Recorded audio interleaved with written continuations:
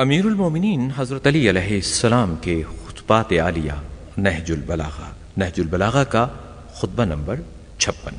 امیر علیہ السلام اپنے اس خطبے میں ارشاد فرماتے ہیں، ہم مسلمان رسول اکرم صلی اللہ علیہ وآلہ وسلم کے ساتھ ہو کر اپنے باپ، بیٹوں، بھائیوں اور چچاؤں کو قتل کرتے تھے۔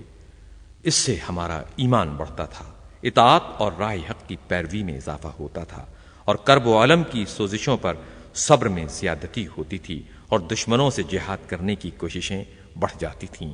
جہاد کی صورت یہ تھی کہ ہم میں کا ایک شخص اور فوج دشمن کا کوئی سپاہی دونوں مردوں کی طرح آپس میں لڑتے پھرتے تھے، اور جان لینے کے لیے ایک دوسرے پر جھپٹ پڑتے تھے کہ کون اپنے حریف کو موت کا پیالہ پلاتا ہے۔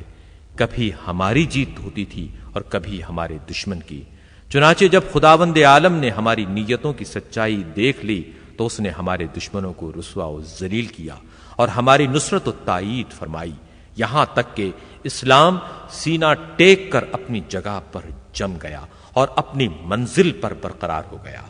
حضرت علی اپنے اس خطبے میں ارشاد فرماتے ہیں، خدا کی قسم اگر ہم بھی تمہاری طرح کرتے تو نہ کبھی دین کا ستون گڑتا، نہ ایمان کا تنا برگبار لاتا۔